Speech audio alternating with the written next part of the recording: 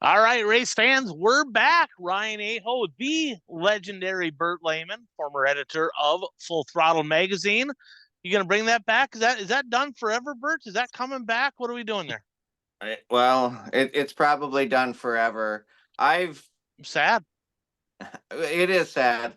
I've contemplated just doing a website, but I don't know. I have my hands in so many different things. If I can't put 100% effort into it, I don't want to start something. I understand completely. So that's Burt Lehman. And hey, we got Chonga back in action here tonight. So Coach Kraus is out. I don't know what he's doing, gallivanting around. Who knows? He said he has hockey stuff.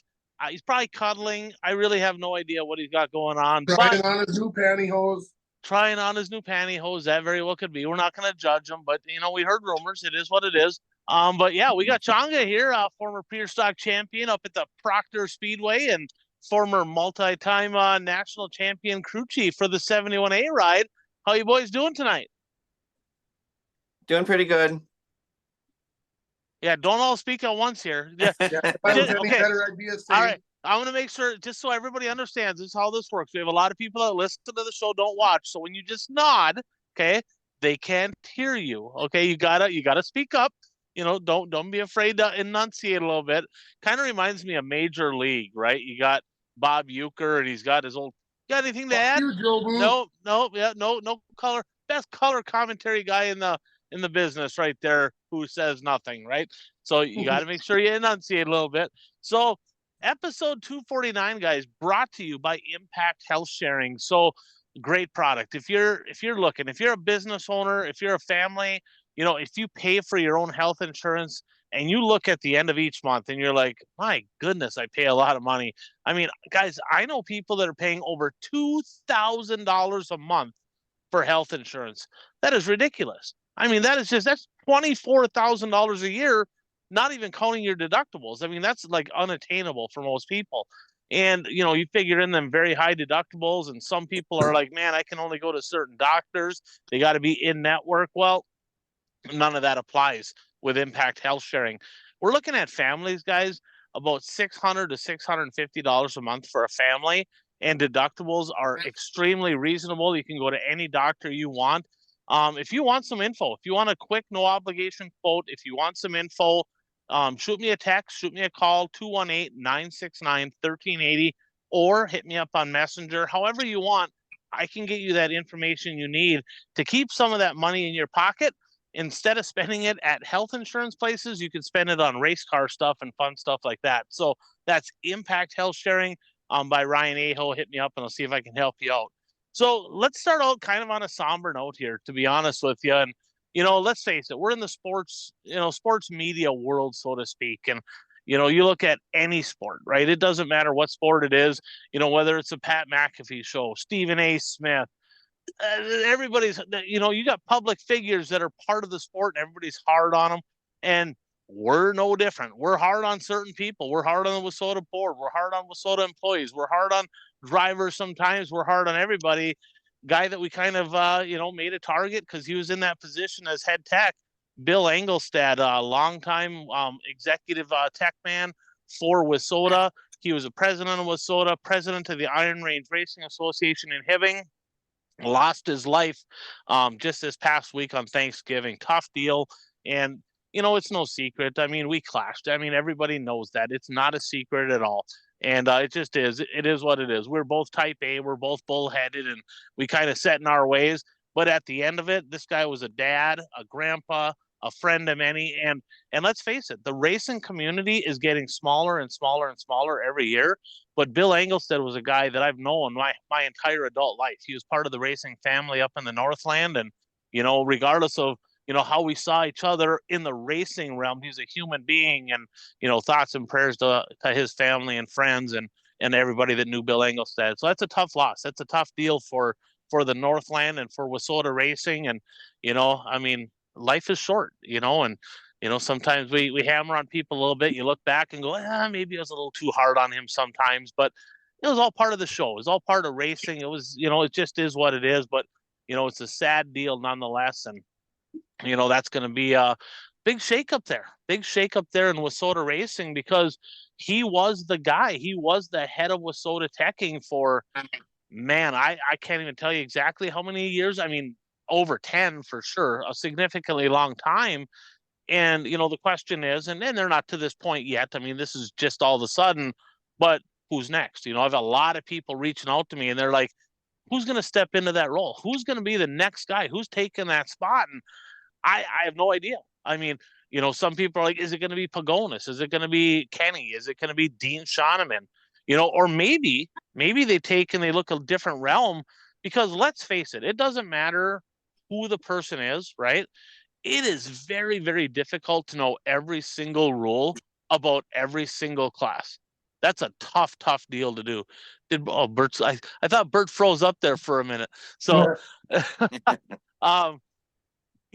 so maybe this is the time where they just say, hey, let's do something different. Let's have a representative maybe for every class, right? So maybe there's a head of late model teching, a head of mod teching, a head of super stock teching. That's just an idea. That might be an easier role for people to transition into, rather than finding one person that knows everything about everything. So I guess they'll figure that out. That'll probably be something. I'm guessing they probably won't make an announcement on that until after the holidays. If I had to guess, I don't know that for sure. I didn't really delve into that, but needless to say, tough loss for the racing community. Bill Engelstad passed away this past week, and Wissota's got some work to do to try to replace him and get either one person or multiple people in to that role. So, Changa, I mean, you know as well as I do, racing community in the Northland, that's a guy right there. He was at all of our tracks, right? He was at Hibbing, he was at Rapid, Superior, Proctor, Bemidji, all them tracks up there. Guy that you knew for a very long time as well. Yeah, I mean, and I'd like to share a couple stories with Billy, because, people have their thoughts and their feelings on the guy, but he never ever treated me personally anything but fair. I mean, I brought him many engine part for my race car, brought it to him, had him inspect it before I ever put it on my race cars, and he'd tell me if it was okay, and then I'd put it on, and that was great. I mean, I was in the teardown circle after winning a feature one night, and he is ripping the guys behind me a new asshole, their suspensions in their car, and he's like, "You assholes! If you want to see how to do it, just go look under McClellan's car, and you'll know how the car's supposed to be."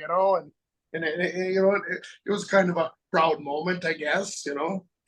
Oh yeah, probably because you tried to pull the wool over his eyes. I mean, you're fucking biggest cheater I know. That probably did happen. Absolute cheat, motherfucker. You're just like, oh Billy, oh no, we're good over here, buddy. Nothing to see here.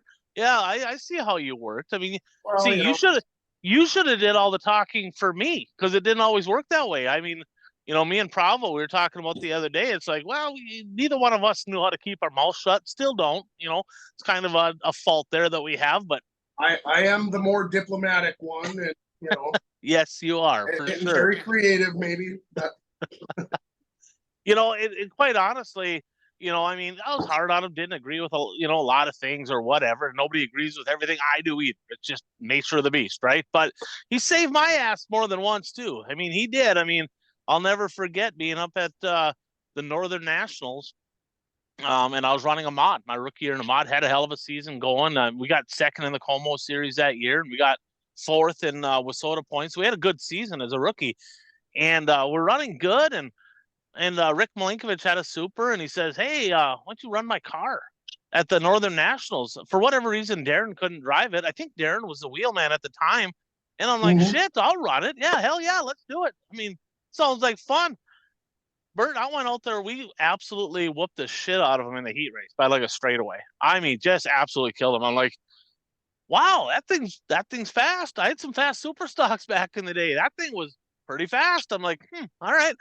Billy comes up to me. He's like, hey, gotta ask you, do you know much about that car? I'm like, no. Pretty fast. I'm like, yeah, it is. He goes, is it legal? I'm like, no idea. No clue. He goes, and at the time, if you got disqualified in one class, you lost your points in all classes. That was the rule back then. They changed that rule years later. He's like, just going to remind you of that. If you get DQ'd in that, you lose everything in the mod. Your season's over. I'm like, okay. He goes, just keep that in mind. Yeah, we got like 11th or 12th or something. We backpedaled. I don't know what's wrong with it. I'm not really sure. We just went straight backwards, and Rick's like, I thought we were going to do better than that. Yeah, I don't really know. I mean, it wasn't very good. A couple weeks later, Kevin Eater runs that car over at the Red Clay Classic. And I think he got second or third. He's on the podium. Oh yeah, 30-day suspension, $1,000 fine. That was a pretty nice piece under the hood. Not WISSOTA approved. So he saved my ass. And another time he did, just like you said, he checked people's stuff over. I was running for Frank Beffra, and Changa kind of helped get me that ride in 2007. And I ended up, he didn't have the engine done. He didn't have, my new engine wasn't ready to go for the season, and they had another engine done. And he said it was so-and-so's engine that he'd been running, and the guy that we raced against, it was probably a little quicker than he should have been. And I'm like, I don't know if I don't know. I've heard rumors. I don't know if I trust that engine or not. So I call up Billy. I said, hey, will you come over? Will you take a peek at this engine? Yeah, I'll come over. Have it all together. Have it all apart. No problem. He drove over from Hibbing, 15 minutes over. He looks at it. He goes, I wouldn't put that one in your car. I'm like, fair enough. Fair enough. We did not put that one in the car. Incidentally, Frank did, right? Frank's like, fuck it, I'll run it. He wasn't going to win anyway. So he's like, I'll run it. Don't worry about it. But I'm like, I'm not touching that one with a 10-foot pole. So, a lot of people have there's good and bad stories about everybody in the racing community. I mean, it's the biggest soap opera in the world is dirt track racing. Changa's got another one here, but at the end of the day, he wasn't always the bad guy that maybe we made him out to be. So Changa, I just wanted to, and I don't want to share it, but I was wondering if you wanted to share the story about the certain box on the back bumper. That maybe another time. We didn't see eye to eye, so we probably poked. Let's just say that you probably get picked on a little bit more when you poke the bear, right? And that's something that we did, is we poked the bear, specifically me. If I felt like I got a wrongdoing, I would be I'm sure you've heard, you may have over the last 5 years noticed that I maybe don't have a filter, and I should sometimes, right? And just a little. Yeah, just a little. And needless to say, we poked the bear on more than one occasion with Billy. And if I would have been more diplomatic, I probably wouldn't have had half the issues I did with the guy. And they call that in basketball, in the pro sports world, there's something called the Michael Jordan effect. Okay. Now, Chong, you guys ever heard of that? The Michael Jordan effect? You ever heard of that? Never heard of her. Okay. So you watched enough Michael Jordan clips from back in the day that the guy, did anybody travel more than Michael Jordan back in the day? I mean, literally. I mean, and everybody does. Eventually they changed the rule a little bit, but he traveled all the time, but he never get called for nothing, right? Well, before the game, he was always the guy talking to the refs, hey, and he'd know everybody's name, their kid's name, their wife's name, all about them. He's like, so hey, Jim, how's Teresa doing? How's Trevor? How they doing? Boy, that kid of yours, hell of a player. He's a hell of a player. He's got a good future ahead of him. Just remind you, I wasn't a starter when I was in high school. Even if he's not struggling now, and he just super diplomatic, right? And guess what? They didn't fuck with the guy, right? You see racers like that too. I think of like Kevin Eater. Yeah, Harry Hansen. They're always talking to the officials, come on over, bullshitting, super nice. Guess what? They didn't have the issues that people like me, Kraus, Jeff Provenzino. Guess what? We weren't the diplomatic kinds, and that's a lesson to be learned. Doesn't matter who the authority figure is, be a little bit diplomatic, and it'll probably serve you well. And I probably should have learned that lesson a long time ago. But it's weird that you probably had that advice 25 years ago. Yeah, I probably had that advice more than one occasion. But yeah, I'm a little bit bullheaded in case some of you hadn't noticed. So again, thoughts and prayers to Bill's family and friends out there. So let's jump into. We got some great questions. Got a couple neat questions here from the fans. Shout out first to Fastlane Motorsports and Powder Coating up in Ashland, Wisconsin. Of course, Fastlane, the proud sponsor of the #1 series in all of WISSOTA racing. That's the Northland Superstock Series. By the way, guys, year number 10. This is going to be the 10th year of the series. And Dennis McCauley, the series director, he actually founded the series, runs the series. You know, he had some heart issues here just a little while back. He's on the mend. You know, best wishes to Dennis. Hopefully he's getting himself back up and kicking again. I know he's starting to make some calls to tracks to get things rolling for 2025. But there's some big things happening. So keep an eye on that Facebook page, because there's going to be some cool things. But Fastlane, they do it all. Build the Galloper chassis. They sell parts. I mean, you can mail order right to your place. You can pick them up. They service a lot of racetracks, custom sandblasting, powder coating, fabricating. They do it all up there, and you're not going to meet a better group of people than Chris Bredding and his family and everybody that works up in Fastlane Motorsports and powder coating up in Ashland, Wisconsin. So check them out when you need your parts. But here's a couple questions here for you. So silly season late model questions, and either one of you can take this. And Changa, you and I talked about this just a little bit, and actually I had somebody else reach out about it. So it's no secret, right, that both Pierce and RTJ had a little problem with authority and their feelings on how things went down over the last couple of years, right? Of course, RTJ 2 years ago felt he was robbed out of a Lucas Oil Championship because they changed the rules. He knew the rules going in, but he had a monumental lead, lost the championship. He probably should have won. Wasn't happy about it, right? Bobby Pierce, not happy about the fact that they disqualified him on a tire issue, and he still stands up. In fact, Bert, at the banquet, they had a whole presentation at the banquet of why they got robbed out of it, why their tires were legal, and the whole process. And there was drivers that are like, I think he's probably right. So, you know, I don't know all the details on that, but I guess it was quite the to-do at the World of Outlaw banquet. Now, so obviously, you know, he won the World of Outlaw points 2 years ago, but he 100% feels that he was absolutely screwed out of a World of Outlaw points championship in 2024. That's his feelings on it. Okay. Now, is there a chance neither one of them, to the best of my knowledge, have declared that, hey, I'm running World of Outlaw or I'm running Lucas? Could you possibly see RTJ jumping over to World of Outlaw and saying, I won Lucas Oil, been there, done that. I want to go race World of Outlaw, because if I have a 400-point lead at the end of the year, it's over. I won. I don't need to do this whole song and dance bullshit of, you know, the best of the last 7 races or whatever. I have the best season. I win. And can you see Bobby Pierce saying, you know, fuck it, I'm going to go to Lucas Oil. You know, I won a World of Outlaw championship. They screwed me out of a championship last year. I'm going to go run Lucas Oil. Could you see a world into where they kind of swap roles and go in opposite directions?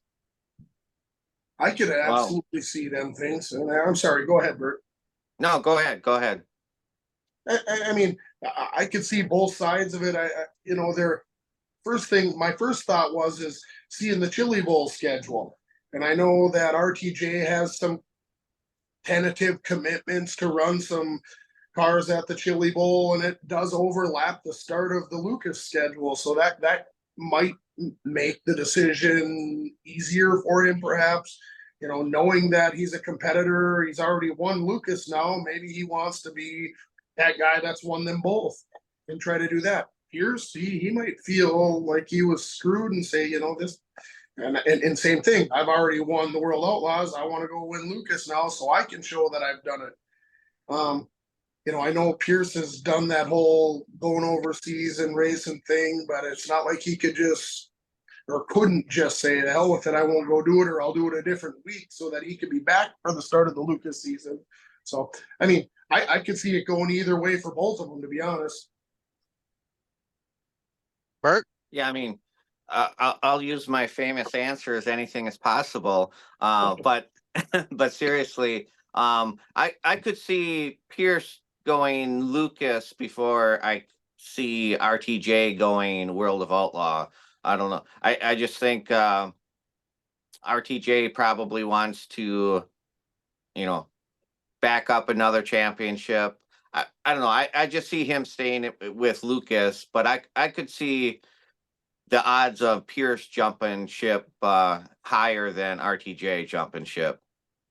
Well, and let's keep in mind, World of Outlaw lost Sheppy, right? Sheppy's, from everything I've seen, he's going Lucas Oil Racing, correct? Yes. So now World of Outlaws, I mean, and this is nothing against Brian Shirley or Nick Hoffman, right? But their main draw is Bobby Pierce, and he has been the main draw. But if World of Outlaws were to lose Bobby Pierce, that star power is not. That's not a good. That would be a really, really bad deal. So they Well, might want to make if- sure that don't happen. if they would lose Pierce, they'd have to they'd have to really sweet talk some other drivers to try to come over, because they like you said, nothing against Shirley or Hoffman or those drivers, but they don't have the name appeal that the drivers in Lucas have. I was just going to ask you that question. I mean, you look at World of Outlaws as it sits right now. You got Pierce, Squirrel, Dennis Erb Jr., Brian Shirley, Dustin, right? Nick Hoffman. Okay, and not that they're not as good drivers, but do they have the same appeal? And Pierce by himself for sure does, right? But as you take him out of the equation, then you look on the other side, you got RTJ, Devin Moran, Jonathan Davenport, right? Brandon Shepard. So you start looking at Tim McCready. So you start looking at that, it's like, man, this is kind of a little bit of a different deal. So it's danger zone, and I'm sure they already have their plans solidified. Hell, we might hear them this weekend at the Dome. They might announce what they're doing this weekend at the Dome. But the fact of the matter is, it's something that could happen. It would definitely be interesting. In a perfect world, I would love to see it where RTJ and Pierce, whatever series they're in, were in the same series. Hell yeah.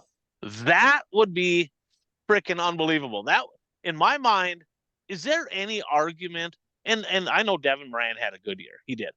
But is there any argument that it was pretty clear? Oh, by the way, Huddy and Lucas as well, right? So is there any argument that the number one and number two drivers were definitely Bobby Pierce, RTJ? You can stick Moran there with them for all I care. But yeah, they're 1A, B, and C. Yeah, you put them together, and you're going to sell some tickets at racetracks if you get them two head to head all season long. That would be fantastic. So something to watch. We'll keep an eye on it for sure. So the next question is, what the hell is going on in Hibbing, Minnesota? What the hell is going on up there? So I have had, let's just say that over the last few weeks, my phone has blown up. Okay. Hibbing Raceway. The Hibbing Raceway for my whole entire life has been operated and ran by the Iron Range Racing Association, and how it's a board run deal, right? And it's usually a 3-year term. People come in, and a lot of times it's a new board, and some people stay for an extended period of time. Some people are there one term and gone, but they had a shit show. Okay, it's public knowledge now. Massive embezzlement, mismanaged money. The previous board, and I'm not saying everybody that was on the board was responsible, but it's an entity, so I'm just going to refer to that as the board. Okay, so I'm not going to name an individual person on here, but the board as a whole, right, is kind of responsible for running the racetrack, and we're talking thousands and thousands of dollars of unpaid bills. Bad deal. I'm talking like city payments for the lease, to taxes, to insurance, to you name it, right? I mean, massive amounts of unpaid bills. And then on top of that, they found out that there was a whole lot of money missing and payments to people that shouldn't have been, and it was a bad deal. So needless to say, that board out, okay? New board in. Well, last year, the old board, the city of Hibbing, was trying to get a hold of the old board, the president and other board members, saying, you don't have a lease. You're literally operating the racetrack with no lease. There was no lease last year. And they owed money. So, and you know how it is, right? Let's face it. If you owe somebody money, they're calling you, you're gonna be like, we'll just ignore that one. I'll talk to them later. And that's just the nature of the beast. So they're like, we're gonna ignore this. I don't want to talk to them. They're calling about money. It's probably what they were thinking. Well, fact of the matter is, they were calling and they're like, we'll figure that part out. But at the end of the day, come sign a lease. We want a lease. Well, the fact is, they never went and signed a lease. Okay. And because they never went and signed a lease, that opened it up to anybody can take over. They had a meeting here just a couple weeks back, and the city of Hibbing made a decision. We're not renewing the lease with the association, not doing it. Even though new president, new vice president, new treasurer, new people, right? And from the best of, what I've seen, the president, super passionate. She's trying her tail off. She wants to make it work. She's like, we're trying to figure this out and she's doing her legwork and all that. And they're like, just not interested. We really, we're going to put it up for bids, and we're just not interested in just handing that lease over. Now, guys, here's the crazy part. So there's a fund up there. Okay. So Chonga, you probably heard years back, they talked about maybe moving the track out by Kitsville, right? And a group of complex. Yeah, yep. And a group of investors got together and they raised a couple $100,000 or so.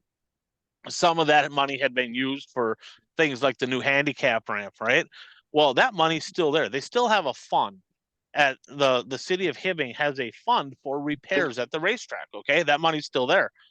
So the lease money that comes in every year, that money goes right back into that fund just to replenish that fund and keep that fund going. So at the end of the day, the city's like, we're not overly too worried about the not getting paid here, because that money goes back to fixing up the place anyway, right? And they're just like, we just wanted a lease. Well, guess what? No lease. Now they don't have a lease. So now multiple people have submitted proposals, and how this is going to work, proposals have to be in by Friday the 13th. Okay, December 13th. 14th and 15th is Saturday, Sunday, and then the 18th is, I believe, a city council meeting in Hibbing, and they're going to take over that short window there. And that's the last proposals in by noon, I believe, on that Friday. And over that short period of time, they're going to review that interview, and then they're going to make a decision on who's getting awarded the lease. That's how that's going to work. So the association, of course, they want to keep the racetrack. They got a lot of stuff over there. They want to keep it going. They want to make it work. From what I understand, Barry Braun, XR, has submitted a proposal, and he has been up there multiple days, and he is very interested in taking over as a promoter of the Hibbing Raceway. And then, from what I understand, Jeff Provenzino is putting together a group of local people that have been involved with racing for a number of years that are local to take over the promoter side. To the best of my knowledge, them are the three entities. Now, I'll say this, like, whoever gets it, okay, it's gonna be a, hopefully keeping the place alive. Now, we all have our feelings. Who do we want to get it? Who do we not want to get it? All that. But at the end of the day, I'm not going down that road. Why? Because whoever gets it, the other two parties dang well better support the person or people that do get it, because to the best of my knowledge, all three entities are trying to keep the place going and have racing strong in Hibbing.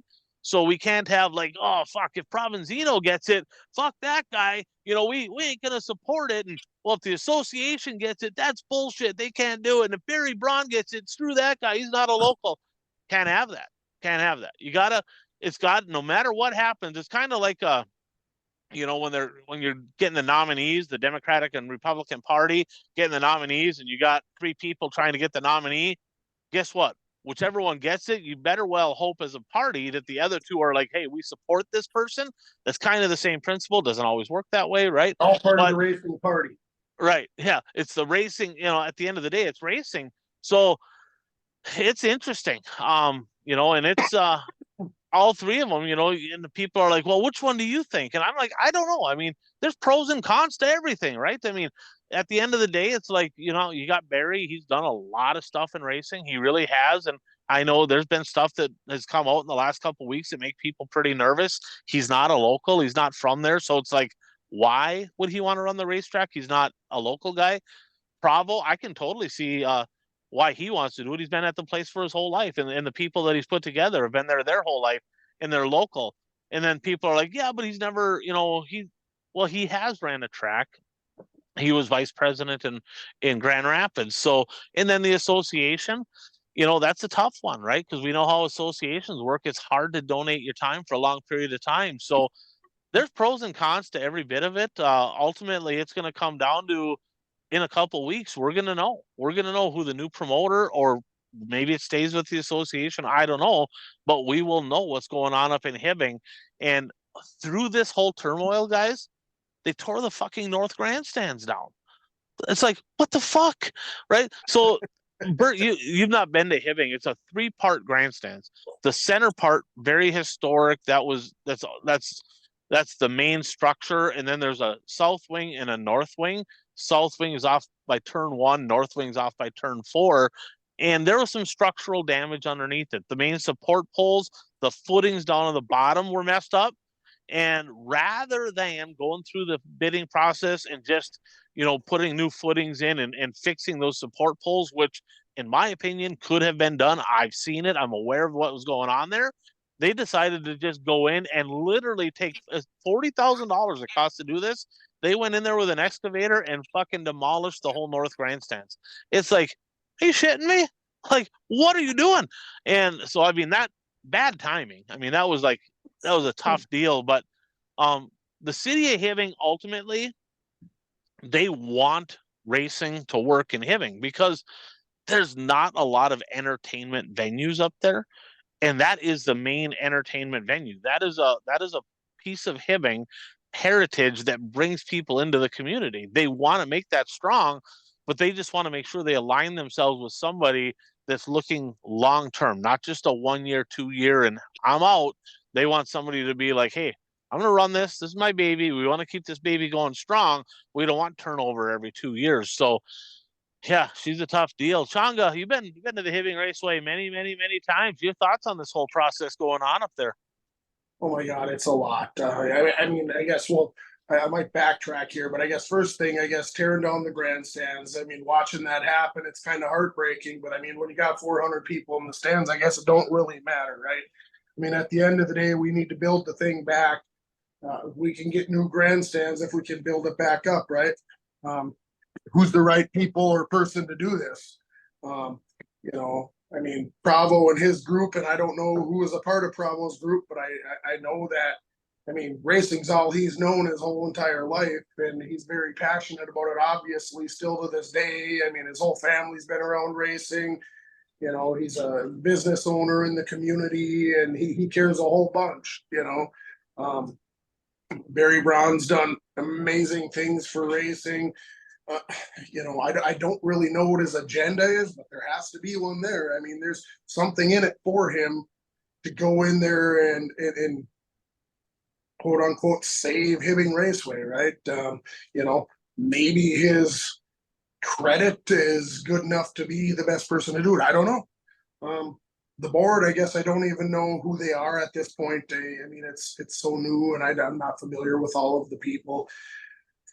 Oh boy, it's all scary to me, and I just hope ultimately they make the right decision, and like you said, everybody supports whoever gets the bid or whoever gets the job. You know, everybody supports them because at the end of the day, they have you know, the same agenda. It's to save the Hibbing Raceway and try to build it back up and make it thrive. Yeah, and at the end of the day, that has to happen. Whoever gets it, everybody better stand behind them and say, we want to make it work. It's no different, right, than Green Bay, right? We'll talk Bert's language here, right? Green Bay. Aaron Rodgers comes off an MVP season, right? I mean, and they essentially draft Jordan Love, and they like, yeah, you're gone, and we're gonna bring in this rookie. And at that point, people were already kind of growing a little bit sick of some of Aaron Rodgers' stuff. But you know, when you got somebody that has been winning games, MVPs, and all of a sudden be like, yeah, well, get this guy out of here. We're going to get the new guy in. Same thing. You drafted a quarterback when you got Aaron Rodgers, and yeah, you used a weapon or two. And at the end of the day, people are going to bitch, and everybody will have their opinion. But ultimately, I'm guessing all the Green Bay fans are like, fucking, hey, we want it to work. I mean, we're literally.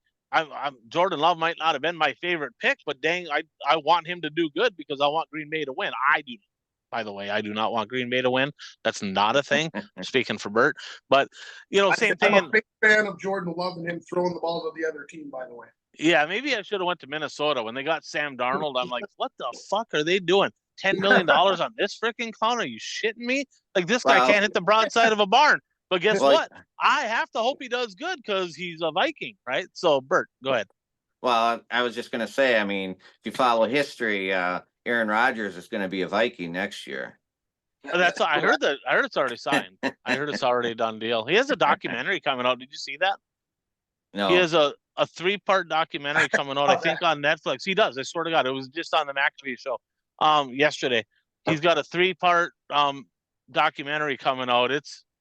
They showed some clips. It's interesting, but ultimately, I saw the massages. yeah, I for can't believe sure. it's gonna be the Vikings' new water girl next year. Right. I don't, and at the end of the day, we might not be fans of like whoever they bring in, but once they're there, you got to stand behind that person because it's like I want my team to win, and that's how it has to be in Hibbing. There might be, it could be a 3-way division up there, right? There could be a group of people that'll be like, I want Barry Braun to get this deal. I hope he gets it. And there could be a group of people saying, I want Provenzino and his group, and another group of people saying, I want it to be the association. But ultimately, at the end of it all, whoever gets it, I really hope that all of those groups come together and say, all right, now that so and so has it, no, now that they're running it, let's all stand behind. Let's do what we can to help. Let's make this grow. Let's continue the heritage of racing and Hibbing, and that's what has to happen. So, Bert, Shawano has always been that's a fairgrounds track up there in Shawano, isn't it? Is that a board Yes. deal there too? Well, they have a fair board that oversees it, that oversees the racing operation, but then there's a track organization that actually runs the track. And they must have a lease, though. I'm guessing a lease. Yeah, they actually, because the racetrack is actually owned by the county, so they have to lease the track from the county. But I mean, don't quote me on this, but I've heard like the lease is only like $1 or something. I mean, basically they don't pay much at all for the lease.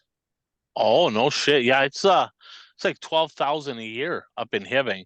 But again, like I said, that money goes back into the fund for repairs, and the money comes back to them. It's not like the money goes away; it comes back to the racetrack ultimately, anyway. Mhm. So, to the best of your knowledge, has there ever been any times where there's been multiple parties trying to get the lease, or is it pretty much, to the best of your knowledge, always been just one group and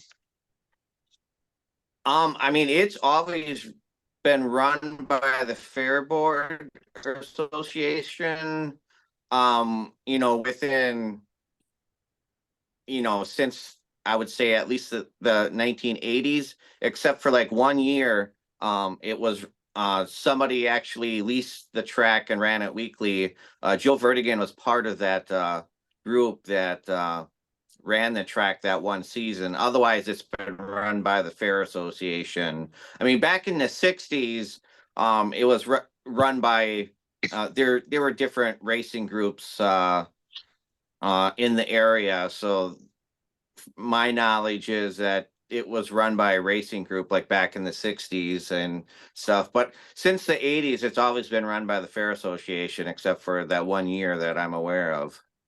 yeah, and to the best of my knowledge in Hibbing, I mean my whole life anyway. I mean, I know there's promoters before that, but for my whole life, it's been the Iron Range Racing Association, and there's been promoter groups come in and say, "Hey, we want a shot at this lease." And for forever, it was a county, and it transitioned to the city a few years back. But it's always been no. The association runs it.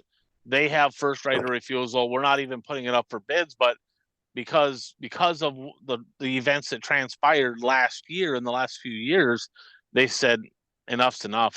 We believe you. You might be better than the last group, but we got to look a different direction here. So it's an Yeah. unfortunate situation.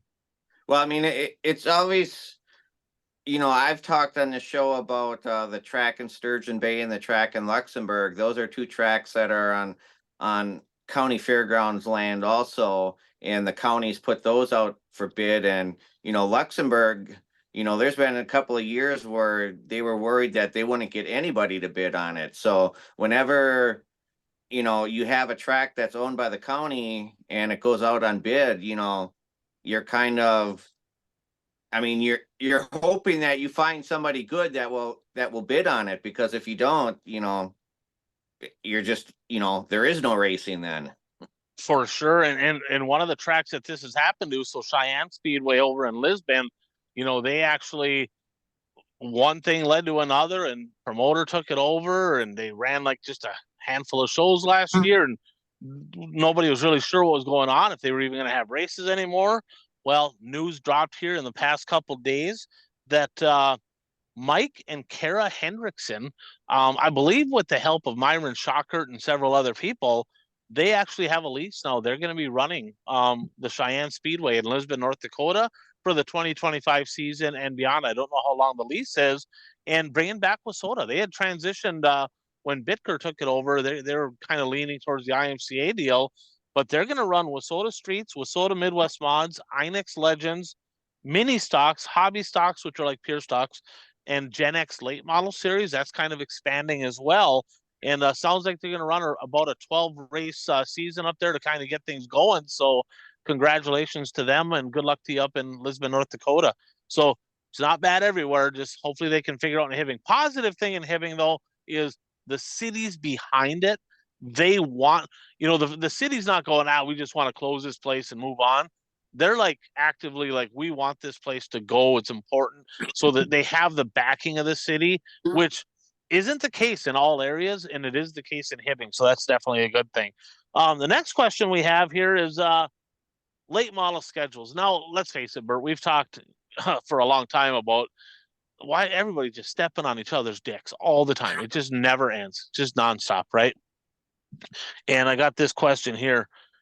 Are people ever going to get their shit together? Like July 19th, they are having the Dwayne Mader Memorial at the Cedar Lake Speedway. Now, that's been at the Red Cedar Speedway every year except one where they had it at Rice Lake. That was COVID year. And I don't know the whole details as to why it moved. Sounds like there was some conflicts there. So I don't know all the details. So I'm not going to go down that road. But needless to say, it moves to Cedar Lake. Okay. Now, this is not a new event. The late model special as a whole is not a new event to Cedar, because the last 4 or 5 years, that specific weekend has been their month of money race at the Cedar Lake Speedway. So that specific weekend for the last 4 to 5 years, they've paid $5,000 to win 4 late models. So this is an established race already. They just made it better because now it's 10,555 to win. I believe 1,055 to start. And it's a memorial race. It's Dwayne Mader Memorial Race at the Cedar Lake Speedway. Well, literally a couple days after they announced the big money on the line at Cedar, the Challenge Series schedule drops, and they're literally having a Challenge Series race like 70 miles away at Ogilvie on the same night. And it's like, you gotta be shitting me.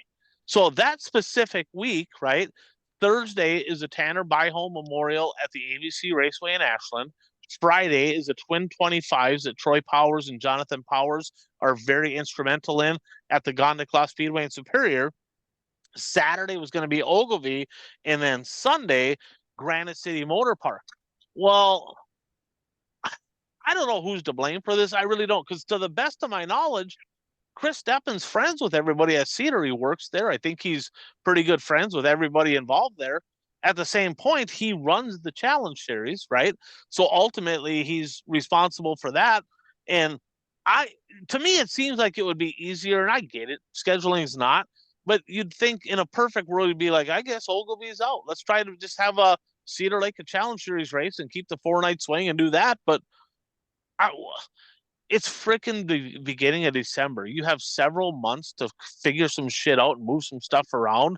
It just makes no sense to me. It's so unfortunate and bad for racing that you have that big of a race, right? And then a Challenge Series race head to head. And they already struggled getting any Wisconsin cars to follow the Challenge Series. Well, guess what? They ain't going to be in Ogilvie that night. You going to go there? I heard rumors too. There's some grumblings going on, guys, that payout at Cedar could very well skyrocket. There's some people talking like, look, this is an important race. We're going to up the ante and we're going to make dang sure that this particular race is successful. Nothing against Ogilvy, nothing against them, but I don't know. That's too close for comfort. Your guys' thoughts on that deal? Oh my goodness. I mean, like you said, Chris and all the people over at Cedar Lake, they they've been tied together for many, many years. And Chris and all these drivers have been tied together. At the end of the day, the Cedar Lake schedule came out with the Mater Memorial on it first, right? And many of these drivers and crews and people are really attached to Dwayne Mater and the meaning behind the memorial race. There's only one right thing to do, and you got to move the Ogilvy date. It can go to Wednesday. Allow everybody to have the Wednesday, Thursday, Friday, Saturday, Sunday. It could go to Monday. It could go to a different week. It don't matter. But there, I mean, in my mind, that seems to be. I mean, the Challenge Series got scheduled over the top of the Mater, and it's just not right. And something needs to change there. They can't run them side by side. I mean, they'll both fail doing it that way. Yeah, and the fans fail too, right? Because the fans want to see. I mean, let's face it. If you're having the Dwayne Mater Memorial Race for $10,555 to win at Cedar, you're gonna get your Cole Searings and your Tyler Peterson and Jeff Provenzino, and you're gonna get those guys that follow the Challenge Series. They're gonna go to that race, right? And some of those guys are gonna now they have to choose. Well, do we go race that race? Which a lot of these people knew Dwayne. I mean, hell, he raced for many, many years. So are they gonna go? Where are they gonna go? And the fans are gonna suffer because now they're split, and they're split close by. It's not like it's like one over here and then we're over in South Dakota that particular week, right? If they want to have a Challenge Series swing that week, which I still think it's stupid. There's only a handful of races that pay that good of money, make it work. But man, so here's the Challenge Series schedule that did come out. So there's 7 swings on it this year. May 9th, 10th, and 11th. I-94 at Fergus Falls, Viking Speedway, Alexandria, Minnesota, Granite City Motor Park. That's the opening week swing beginning of May. End of May 29th, 30, 31, and June 1st. I kind of like this swing. I'm excited about this one. KRA, Fiesta City Speedway in Montevideo, and now they're going back to Madison. Remember last year they double headered at Monty, and they didn't do it at Madison. That double header didn't work out for the track financially.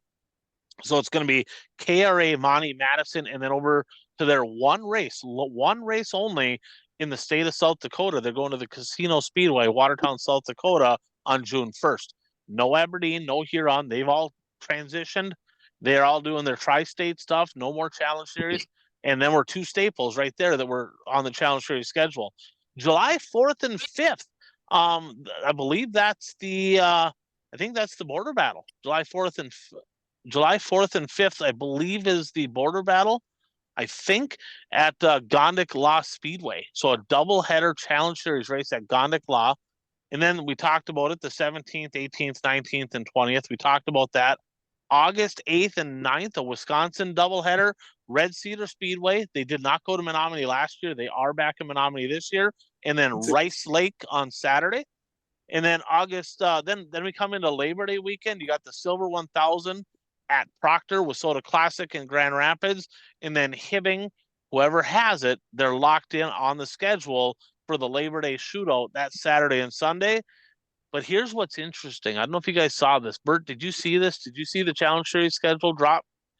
Did you see this? Yeah, I didn't look at it real close, but this one here is interesting to me. So they I think it's a good move last year that they brought the Challenge Series and they ended it at the Wednesday race at the 100.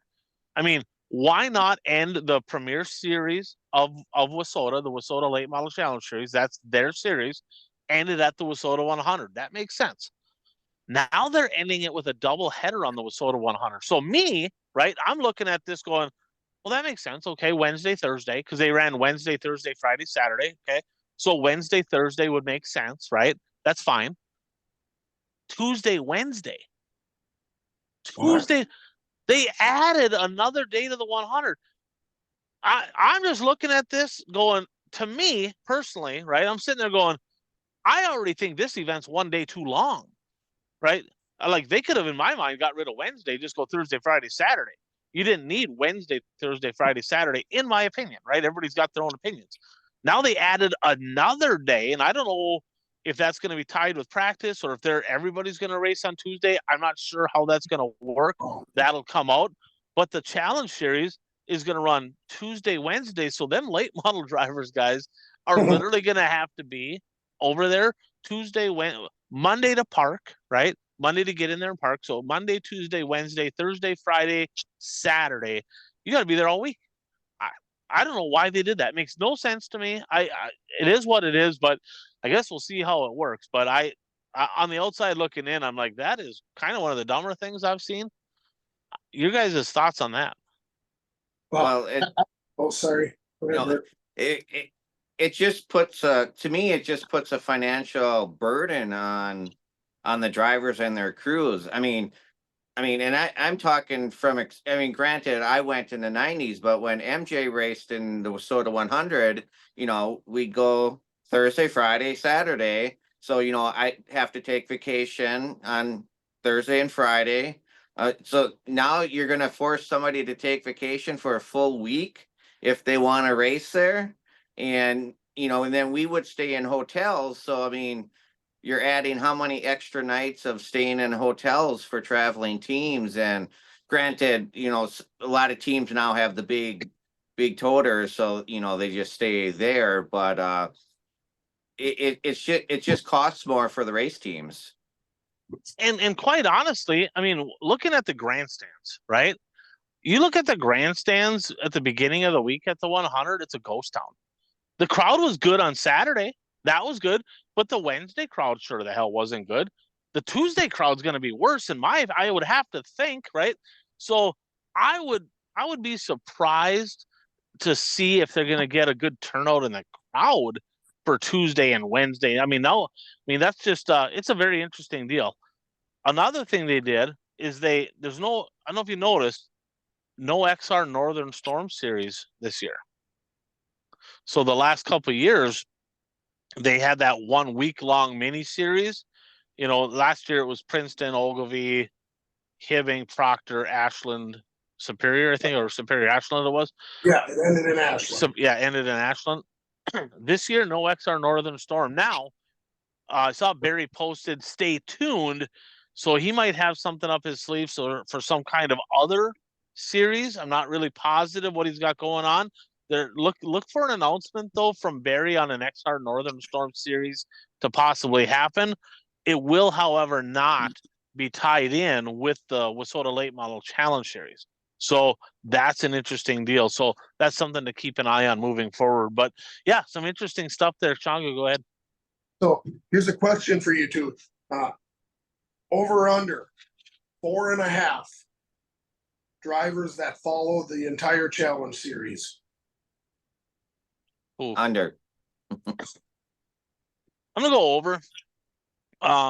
Just because right off the top of my head, I think you're gonna see there's 3 of them. I can see TPO, and I don't know this for sure. I haven't confirmed, but my guess is you're gonna have Sobraski, TPO, and Searing would be 3 for sure.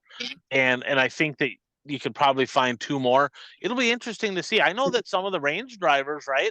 Provenzino and some of them, their kind of main pulling point to where they ran the Challenge Series last year was because they had that XR Northern Storm swing there.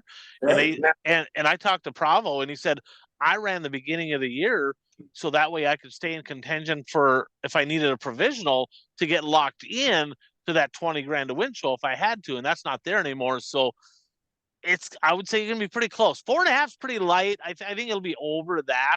But I'm gonna say probably if I had to guess 7 or 8, it'll be less. And especially now with the double header out there at the 100, and then racing head to head with the Mater.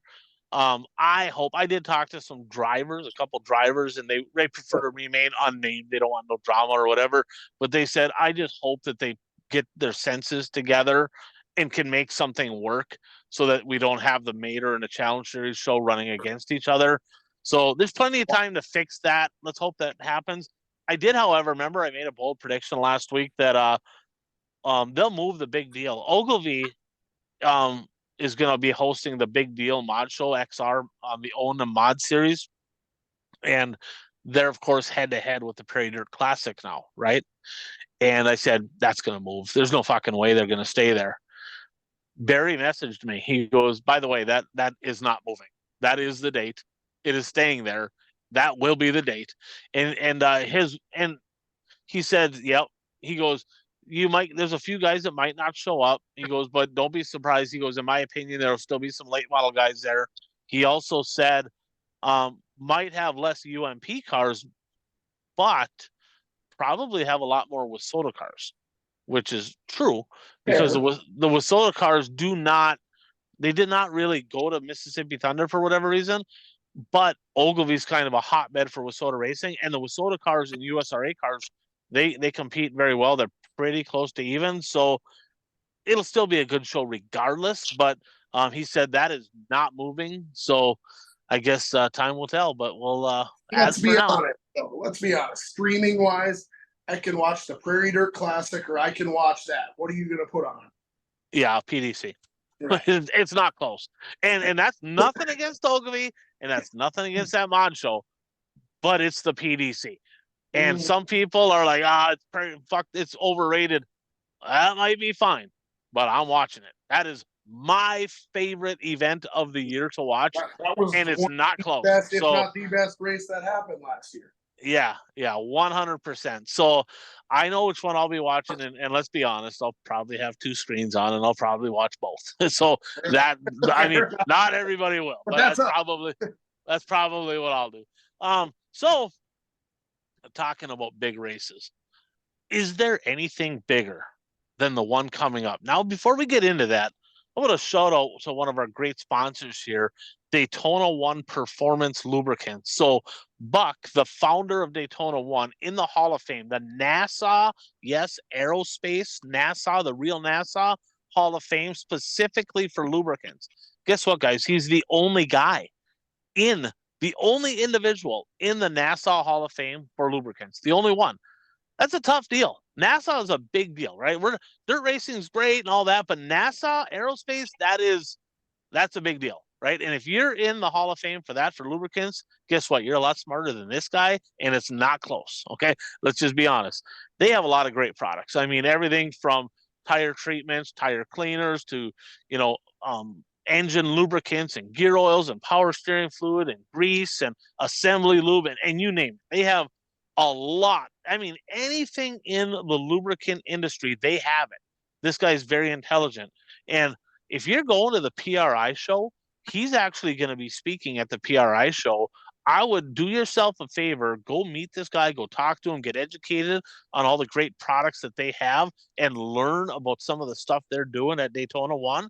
And if you're local and you're somebody in the WISSOTA region and you want somebody to come over and like hands-on walk you through some of the stuff, give Chad a call, the regional rep, 507-828-3536. That's Daytona 1 Performance Lubricants. So there's a lot of big races, big money races, crown jewels, right? Biggest crown jewel in dirt late model racing, World 100. It's not close, right? It just is what it is. But is there a bigger spectacle in dirt racing or in racing than the Gateway Dirt Nationals happening this weekend at the Dome? Guys, I'm looking at Facebook and I'm like, holy shit, are people going to this? Like, I feel left out. Like, I feel like I should probably be going to this event. All of us probably should be going to this event, but I'm not. I shouldn't say I'm not. Depends. I broke down in the truck, so maybe when I loop back up, maybe I'll hit it. Maybe I'll slide in for a day. Jury's still out. I gotta possibly drive right past St. Louis, so we'll see how that works. But man, oh man, I mean, you see the hype for this event, and they don't even really need to promote. The best promoting is all the people that are going are like, I'm going the party, and this is going on, and that's going on, and the wraps and the cars and some of the themes. It's like, holy shit. So, Bert, I'm gonna let you start. I mean, your thoughts on the upcoming events at the Dome? Well, a couple of things. I mean, it's amazing how this event continues to grow every year. And, you know, drivers always complain about rough track conditions and stuff like that. But this event gets bigger and bigger. And you know, when you go there, you're going to tear some shit up.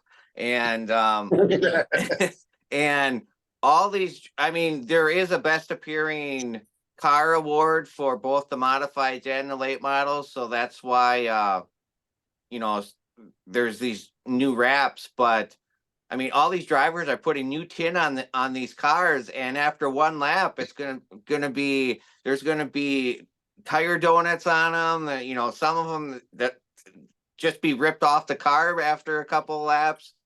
But it is amazing, the hype and how this event is viewed, considering you don't know what kind of track conditions you're going to have. And I mean, I'm not ripping the event. I mean, they build a track inside a dome in a week. I mean, they do a great job for what they have to work with.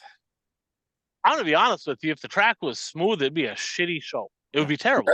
Like, it can't, that racetrack, if it's smooth, would just not put on good racing. There's just no way. So it has to have some character.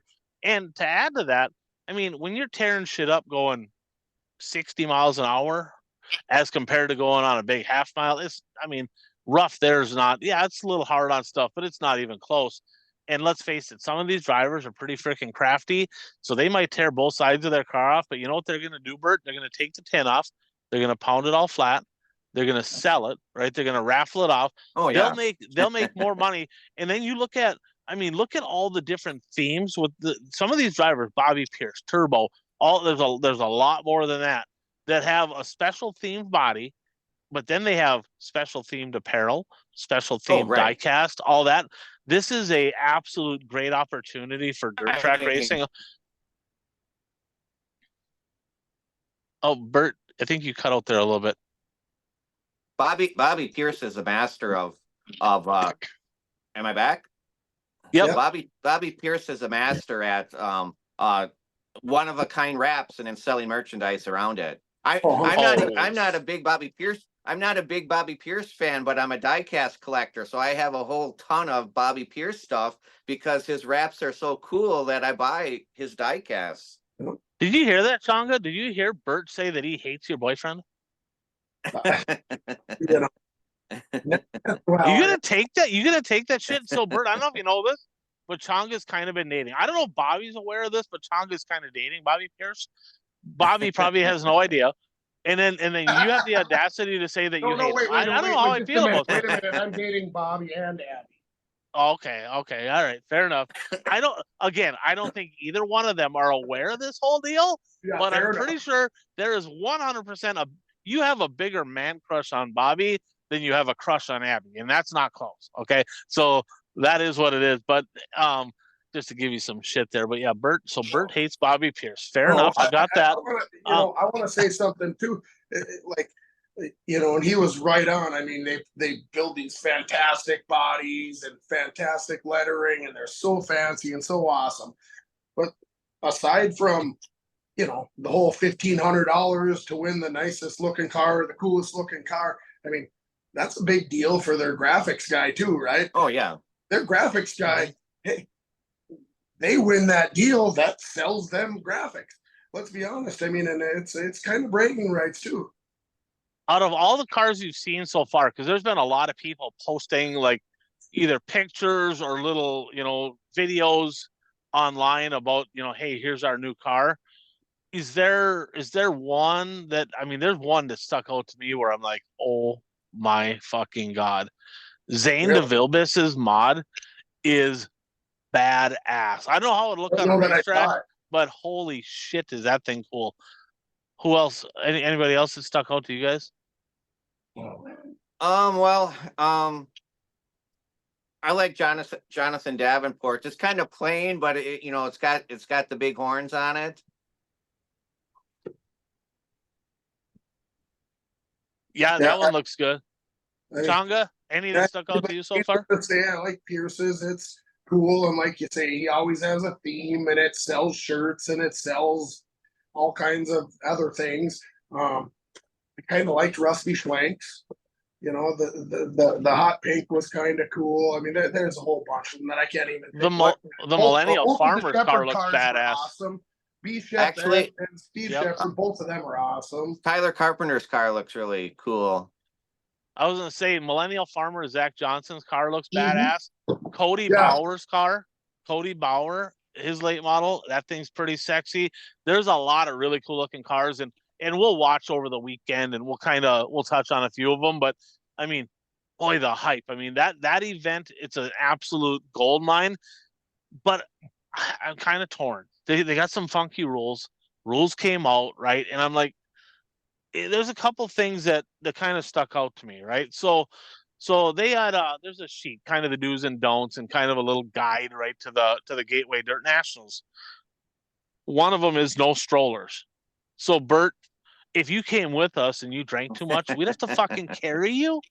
Like literally, I'm not interested in doing that. It doesn't say you can't have a two-wheel cart, so maybe we could tape you up to that and push you around. I'm not sure how that works, but no strollers.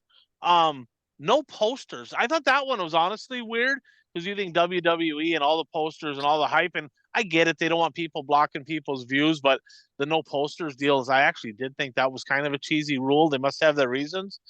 Another one here, no missiles.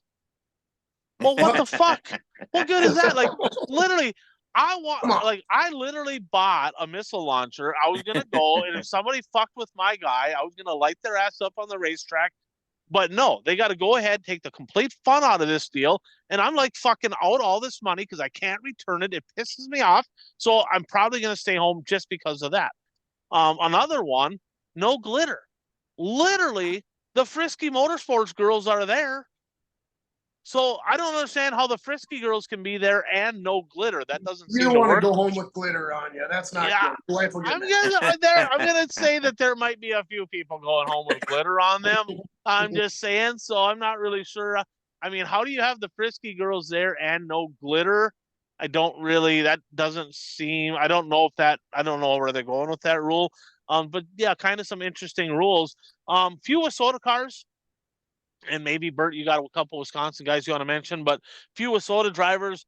I believe there's 10 of them. You got Nathan and Blake Higginbotham. They're both bringing late models down. The Millennial Farmer, Zach Johnson, going to be down there in a mod. You got Grizzly Adams, Brandon Kopp, going to be down there in a modified. He put on a show last year and didn't get in, climbed the wall. That's our boy. He's a local up there. We hope he does good. Redemption tour. Yep, 2024 WISSOTA Modified National Champion Cole Chernosky coming down for Team Canada. Good luck to Cole. Amelia Eisenshank, who is actually Donnie Schatz's niece, she's making the trip down in a late model. Jungle Boy Zach Wallers, he's actually a local guy from originally Kelly Lake, lives in Cohasset by Grand Rapids. He's a Hibbing Grand Rapids. He's our area car. Good luck to him. Cole Babcock going to make the trip. And then the one TPO, Tyler Peterson, going to be down there in a modified. And Joseph Thomas going to be down. He ran both of them too. Of course, TPO has won it before. Joe Thomas ran really well down there last year. So good luck to all the WISSOTA drivers. And I do want to give a shout out to WISSOTA. Whoever's doing their social media, don't know who it is. They actually did a really cool job. They posted some pictures. Hey, here's our drivers to watch. Here's what night they're racing. Good luck to our drivers. So that's a tip of the cap to whoever's doing that at WISSOTA. That needs to be done more all winter long. When our drivers are racing all over the country, promote our drivers. It's us against them, and that's a really cool thing that they did there. We also did a draft, but before we get into the draft, anything else that you guys are jacked up? I mean, the Dome is going to be great. It's on flow. Not going to want to miss it. Thursday, Friday, Saturday. We'll be watching every lap. We'll have a full recap of this event next week for sure.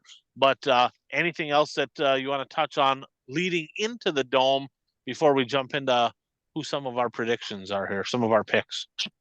Well, I think the only Wisconsin driver that's going to be there is Cole Sarneski in the modified. I think he's the only Wisconsin driver. Brandon Kopp.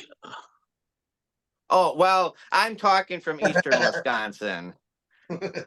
Oh, just because they don't live down by Green Bay, they're not from Wisconsin anymore. All right. Well, so okay. So you're hating on Western and Northern Wisconsin now. So And- now we came. You hate Bobby Pierce. You hate Western Wisconsin. You hate Northern Wisconsin. It's like, Bert, is there anything you do like? Well, and I don't know if I can watch Gateway live tomorrow night, or well, we're recording this on Wednesday night because the Green Bay Detroit game is on at It the is. same I'm not time sure as what the to cheer Gateway for. on Thursday. Yeah, yeah, that's a win-win, lose-lose. I don't really know who to cheer for. I'll never cheer for the Packers ever, but it won't hurt my feelings if they do win tomorrow, to be honest with you. I'm still cheering for them to lose. I'm still cheering for them. A tie would be great. Yeah, they can tie. That would be fantastic. So just like we did just a couple weeks back at the World Finals, we did a draft. The 11 of us in our Pick'ems contest, we did a draft, and here's kind of a couple things. So I'll just read off really quick. Unless do you remember who you guys have? I'll just touch on who we have. I don't remember. All right, so I'm not going to touch on all of ours, but us three, I'll touch probably on coaches, and I'll touch on Curtis because let's be honest, Coach drugged this out for an extra week. He did, and he's kind of been the fucking rain man of the drafts. He's been kind of cleaning house in the draft. So Coach who skipped tonight, so we were able to pick modifieds and late models. He went with 3 mod drivers, 5 late models. He's got Jake Tim, Alex Williamson, Tyler Wolf in the mods. Late models, he's got the guy Bert hates, Bobby Pierce, Ryan Gustin, Mike Spatola, Tristan Chamberlain, Cody Bauer. And Cody Bauer, kind of an unknown guy. He's a snowcross guy, but he's ran good. He's had some good results down there. So he's kind of a sleeper. It took to make that pick. Yep. So Curtis, he's actually leading our pick'ems, and we have 1 week left. This week and next week, the XR 604 Nationals in our pick'ems. The winner of the draft gets 11 points, and it goes down by a point all the way down to last place. So this could have a major implications on the final of our pick'ems here. Curtis went 4-4, 4 mods, 4 lates. In the mods, he's got the Magic Man, Mike McKinney, Jake O'Neill, Jimmy Owens, and Tyler Davis. In the late models, Brandon Shepard, Josh Rice, Ashton Winger, Sam Seawright.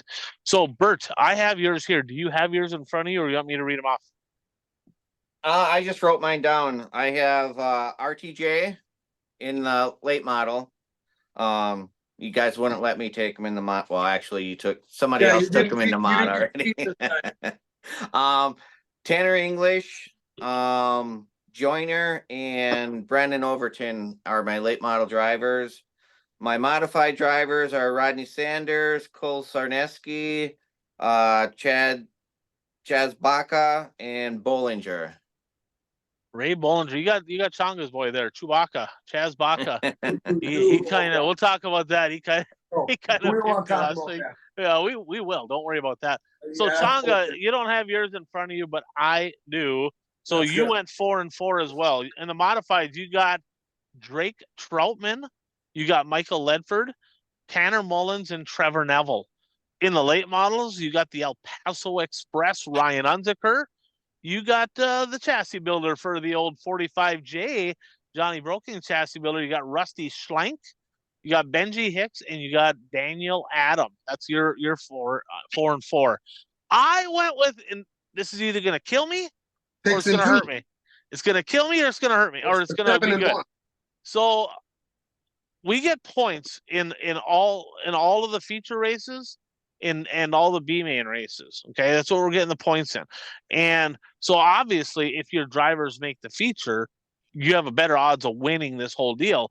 And I think there was 64, I believe, modifieds and 150, I think, late models. So my math told me that my odds of winning this deal was to load up on mod drivers, because it's easier in theory to make the feature a modified than it is to make the feature and late model, just based on numbers alone. So I went with 7 modified drivers and 1 late model guy. So I went with Zach Mitchell as my lone late model guy. It's been pretty tough as of late. In the modifieds, I got RTJ. Bert wanted him. I got him. Dylan Thornton, Michael Long, Jeff Bone Larson, Casey Burdett, Rick Canoyer, and David Wheatholder. So had a little strategy there. So we'll wait a minute. What happened to your Jungle Boy Zach Waller's pick? You know, I went with him, but I didn't want an unfair advantage, so I decided to go ahead and skip. And I really hope like hell he makes his show because he's a local guy. I want to How do see. you not have them anymore? Yeah, somebody wrote him down for me and sent him in the picks. That did not happen, but I might regret that. Maybe I should have picked him. I guess time will tell. So speaking of the 2020, actually we got one more thing here. So here's Hey, a I want to question explain myself on that deal too. on what deal? On That whole on your the thought process behind the okay. draft, because I agree the mod deal, there's way less of them.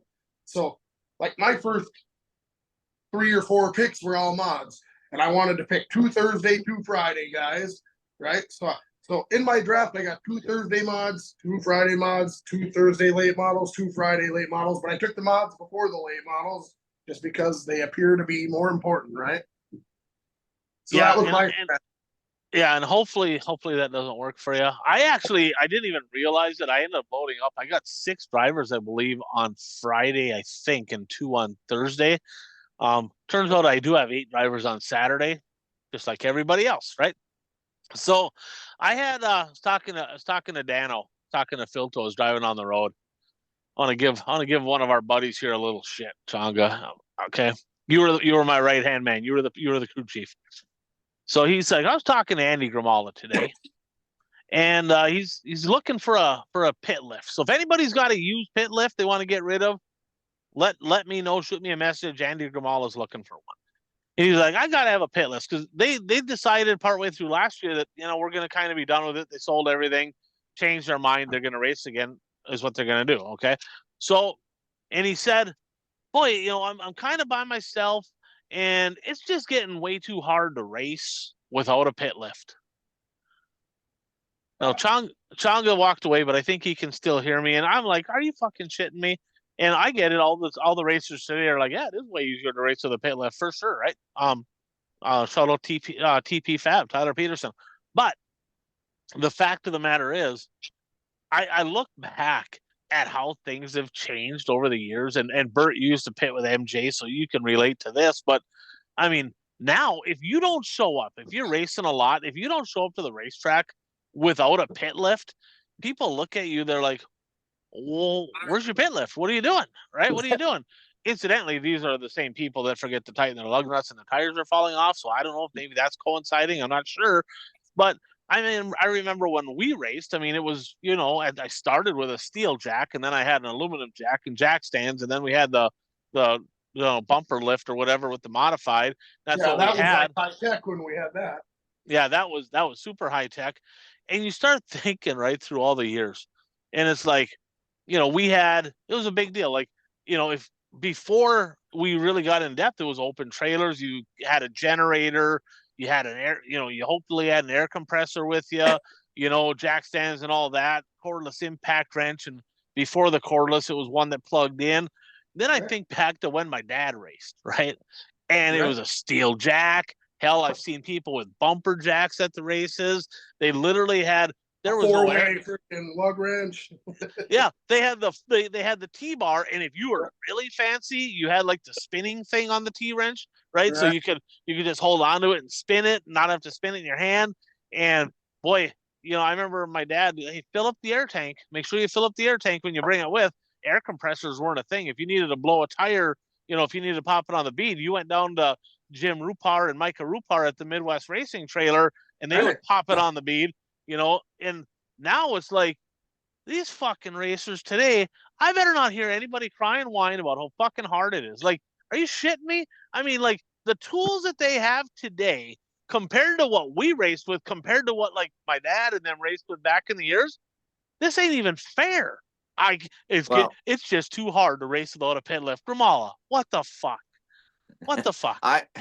I always hated putting the car on 4 jack stands in the pits because if you weren't parked on asphalt, if you're pitting on dirt and the ground was uneven, you'd be jacking up one side. And then you put the jack stands under, so you jack up the other side. But if the ground's not even, then the jack stands start tipping. So then you got to pound them straight. And I hated doing that. Yeah, and that was a thing.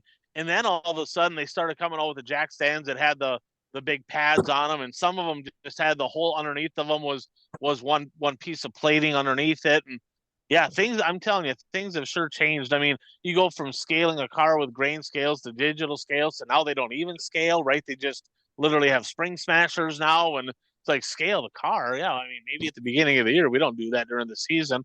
Like, we scaled the car every time we left the shop. Like, what are you talking about? Right. You know? So it's like, you look at all this stuff, people buying their tires, they're already pre-siped, and it's like, we spent fucking an hour doing a right front. Like, what are you even talking about? So it's so much easier now, like, to work on a car than it was then. And the problem is everything costs four times as much too. But the fact is, it's like, when he told me that, he's like, it's just getting too hard to race a load of pit lift. I'm like, this fucking guy, I'm gonna light him up. And Andy's a buddy of mine, so Yeah, he's I mean, let's be honest. He races one night or 2 nights a week or a month. right. But if you do have a pit lift out there, a used one you want to get rid of, Andy Gramala is looking, so let me know, and we can hook him up here. So 2024 pick'ems, hey guys, brought to you by Brad Parsons Soil and Egg Solutions. Of course, if you live in Western Minnesota, North and South Dakota, you're in farming. You know, me and Bert both sporting our Agzyme. This is one of the products they have. They have multiple products, of course, but if you want to be successful, if you want to make money, if you want farming to go good, it's all about having the right products in your spray packages to get higher yields. And that's what he specializes in. Me, I don't know shit about farming. Nothing. He does. Okay. Brad's been a racer for the better part of his life, heavily involved. And the proof is in the pudding. He's got all the data and the numbers to back it up. Give Brad a call, 320-219 3542 to learn about all the great products that they have at Brad Parson Soil and Egg Solution. So our points after this past week, the top spot stayed the same.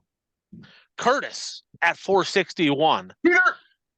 But second place is a new person, because the old 71A drove by the old 31, and I surpassed Changa. I am now in second, only 2 points up on Changa, 9 points back of Curtis with this weekend and next weekend left. It's coming down to the wire. And Changa's at 450. And Bert, I got to be honest with you, I kind of got a kick out of this, right? So we picked Central Arizona Speedway in Casa Grande last week, and the sure bet on that deal. Who do you pick? You pick Chaz Baca. That's who you pick, right? He's the guy over there. Fucking wins everything. But I'm like, you know what? I know he's gonna be there, but I'm gonna just reach out just to make sure. Sure as shit, he's like, IMCA National Banquet, not gonna be there. I'm like, oh fuck. Like, I better change my pick before I submit it. Like I've always said.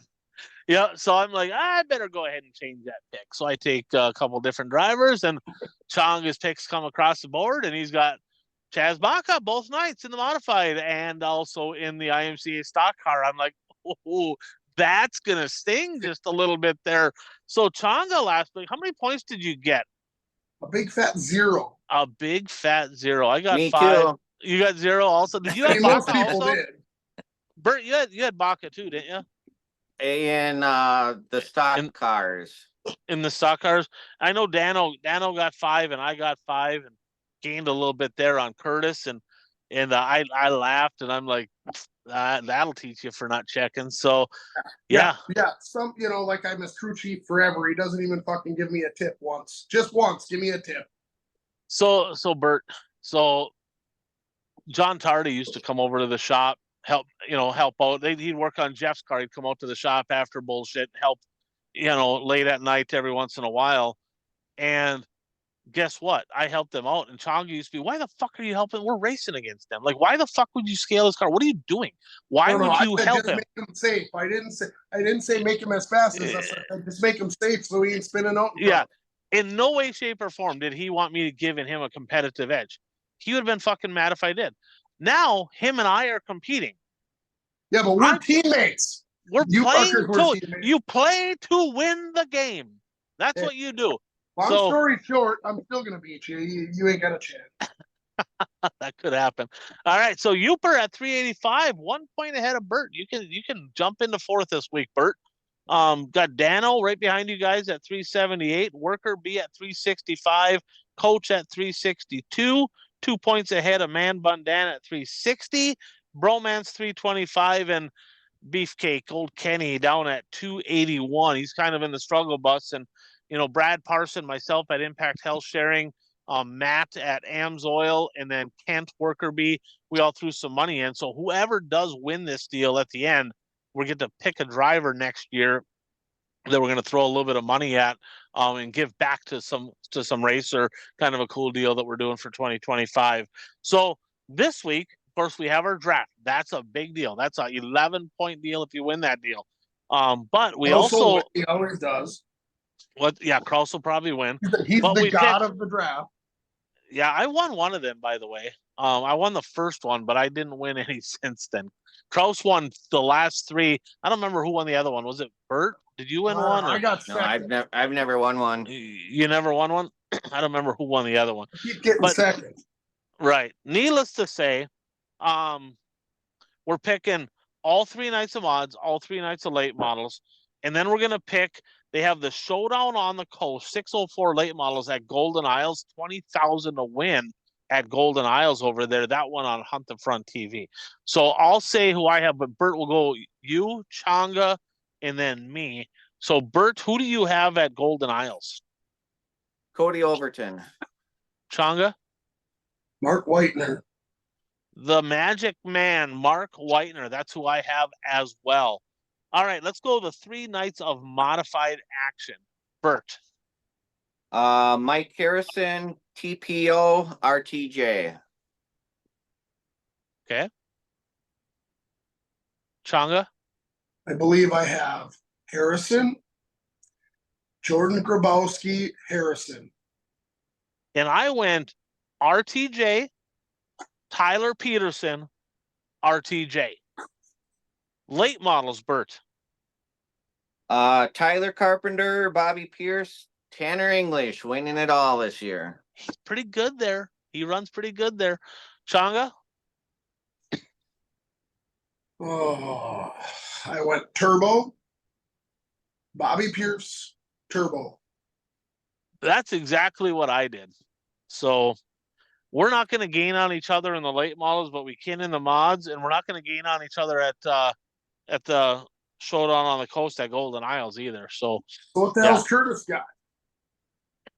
I don't know. I don't have Curtis's. I mean, you had like 2 hours to figure this out. He probably didn't put in his pick. He probably puts in his picks after the races. It's probably winning because he probably pays off Huper, and he's like, okay, let's just wait till it's done. That's probably what he's a Packer, so he's probably cheating just like the rest of them. I'll get you a new snow shovel. But, right, fair enough. All right, so bold predictions brought to you by Elevate Visual Video Productions. So over in the Alexandria area, they do drone work. He works with a lot of realtors, does video productions for a lot of different things. You see him at many racetracks. Shout out to them guys on the great job that they do. And off the board this week, Bert, you had 2 come off the board. And we didn't do a show last week, of course, for Thanksgiving, by the way.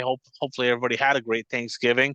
But the week before that, you said that Kyle Strickler would not finish on the podium at the Dale and Emil Ruderman Memorial at Volusia. I think he won. Yes, that counts as a podium. Yep. And you said that 2 drivers would finish on the podium all 3 of the USAC races this week. So that was Macedo, Denny, McIntosh, Dave Macedo, Kofoid, Larson, Kofoid, Seavey. So that did not happen. I didn't have anything come off the board. I kind of pushed mine out a couple weeks. Coach had 3 come off the board. He said the leader at Volusia in the modifieds would DNF with 2 to go. That did not happen. I wish he was on the show because I'd fucking light his ass up. He talks about tap in, bunt, bullshit. I don't even know if this should get credit, right? There's not going to be any World of Outlaw or Lucas late models in the top 10 at Duck River. Oh, you fucking think so? There's 6,000 to win. They don't even unload their cars for 6,000 to win. Like, what are you talking about? And it was supposed to be an XR show for 15 grand. That deal got canceled, and they made it. So it's like, boy, there's a tough one there for Coach Kraus. Brandon Overton should just count because he's just as good or better than most. Right. Yeah, he's probably following a series this year, so technically he is. Right. And then he said 3 different USAC winners, and that was correct. There was all 3 were different nights. All 3 were different winners. Uper had 3 come off the board. He said Kyle Strickler would sweep qualifying heat and feature evolution. I did not look this up. He said that he did not. So he that's a didn't no. he didn't qualify one. Okay. He said Dale Jr. would win the Carolina 400. That did not happen. He DNF'd that. And he said that Larson would sweep qualifying heat and feature at Merced a couple weeks back, and that did not happen either. So that's all that came off the board here this week. Our standings right now, we keep track of correct predictions and correct percent. Our statistician is leading. Shocker. Weird, right? Uper's at 33. Bert and myself are at 26, correct. Coach is at 25, and the peanut gallery at 20. Correct percentage, correct compared to how many came off the board. Uper leading that one as well at 29.7% correct. Coach at 25, Bert at 24.5. I'm at 23.9, and the peanut gallery at 20.6. So we're going to make 3 laps around the track. But before we do that, to close this out, Bert, did you have anything else before we get into our predictions to close out the show? Any breaking news, anything going on over in eastern Wisconsin that maybe we haven't touched on yet? Well, not necessarily breaking news, but we've talked about Beaver Dam and how, they're not racing weekly in 2025. They did release the World of Outlaws sprint cars are coming back to Beaver Dam in 2025. They're going to be there on Saturday, June 7th, which is going to be the second of 3 races in southern Wisconsin. They're going to be at Plymouth Dirt Track Friday, June 6th, then Beaver Dam Saturday, June 7th, and then they're going to Angel Park Speedway, which is down by Madison, Wisconsin, on Sunday, June 8th. So it's going to be a World of Outlaws swing in southern Wisconsin, which is also the same week because High Limit sprints are racing at 141 on June 3rd, and then they're at Red Cedar on June 4th. And then the World of Outlaws are going to be in Wisconsin June 6th, 7th, and 8th. And High Limit has no races on those days. So maybe some of the High Limit drivers will go to the World of Outlaw races. I would think so. They're already there, and them guys like to race. So that's a good thing. And hopefully, and they haven't announced it that I know of yet, but hopefully World of Outlaws drops that whole deal so they can both race at both of them. That would sure be kind of cool, but we'll see what happens there. So 3 laps around the track, boys. We'll go Bert first, then Changa, then I got Upers, and then I got my own 3 bold predictions. Lap number 1. Bert, what do you got? All right, let's go to Gateway. There's 3 features in each division, and there will be a different winner in all 6 features. I like it. A different winner in all 6 features. Okay, that's bold. Changa. So I'm going to go to Gateway also, and we're going to go late models. It's going to kind of be a Lucas versus World of Outlaws, and I'm going to say the combination of Bishop, Pierce, Hoffman cumulatively has more points, however we figure it out for our contest, than RTJ and JD and Moran. So this is specifically late models for RTJ, right? Late models. So okay, so repeat them drivers again, or do you have them written down, or is that off the cuff? Well, it's Shepard, Pierce, Hoffman. Cumulatively have more points than RTJ, Davenport, and Moran. Okay. Going on the late model side there. So I honestly don't know if we should count this one or not. Okay. There's a reason that he's leading the correct standings and the correct percentage standings. and literally most of the several of the There cars have will be already a winner, right? That's his pick, right? There will be a winner. this might be worse. This might be worse. 6 or more Bloomer themed cars at the Dome. I've already seen 5. I was gonna say we might have already seen 10, right? So it's like I don't know if this should count. He probably already has pictures of the ones that he saw on Facebook going, okay, there's 6. Okay, I'm good. So I'll just go with 6 or more. Is that pretty weak? Is that a weak ass prediction? Oof. 6 or more Bloomquist themed cars? Yeah. I guarantee there's gonna be more than 6, but whatever. Maybe a half a point, I guess. Half a point. All right. Modifieds. Okay, I'm gonna go modifieds. The highest finishing drivers in the modified A main on Saturday from each of their respective series. Okay. Joe Thomas gonna be the highest finishing with Soda Mod. RTJ going to be the highest finishing UMP style mod. I'm going to go.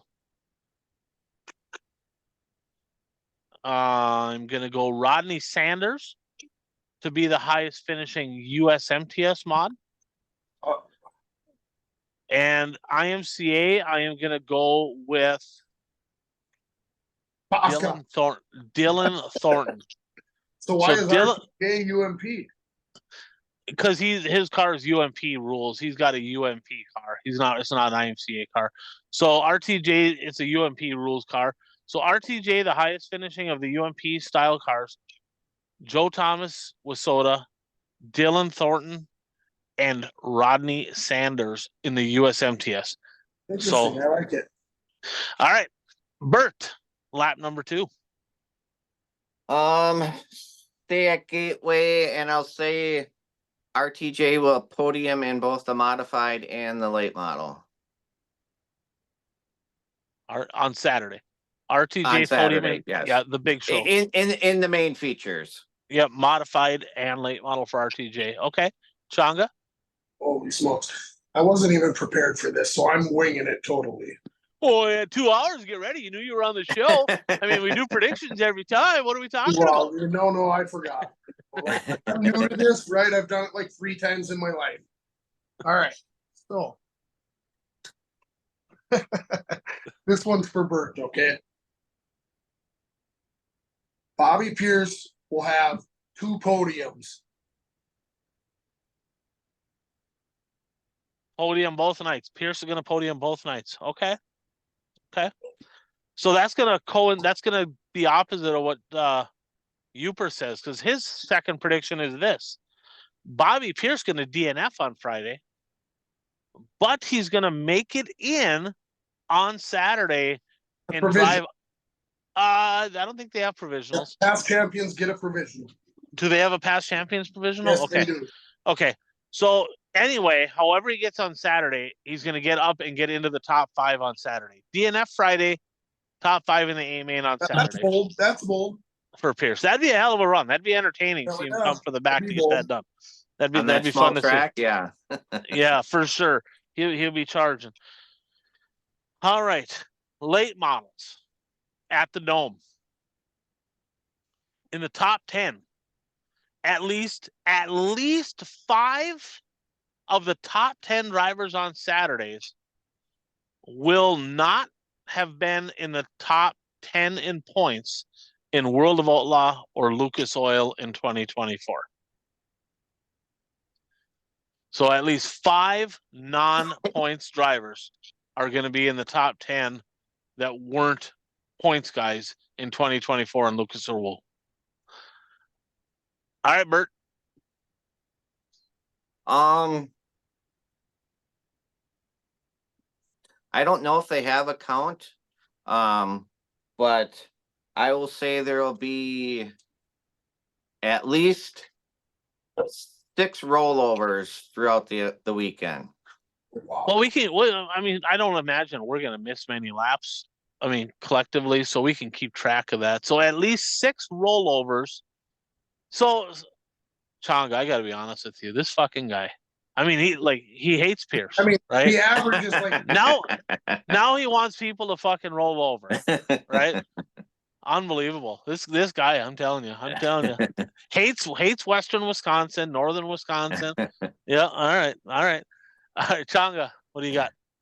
well, I'm gonna do a wishful thinking one now. And Northern Wisconsin, Brandon Kopp will not only make the A main, but get a top 10. Top 10 for Brandon Kopp. Yeah, I hope so too. All right. I like it.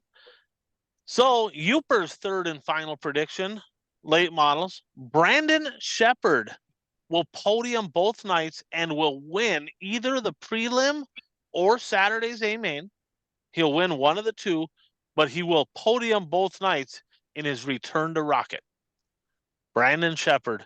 Fuck, I wish we could have a few more picks. Right. All right. My last one here.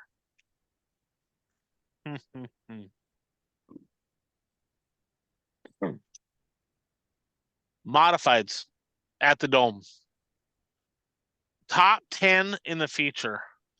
There will be at least 7 different chassis in the top 10 in the feature Saturday night.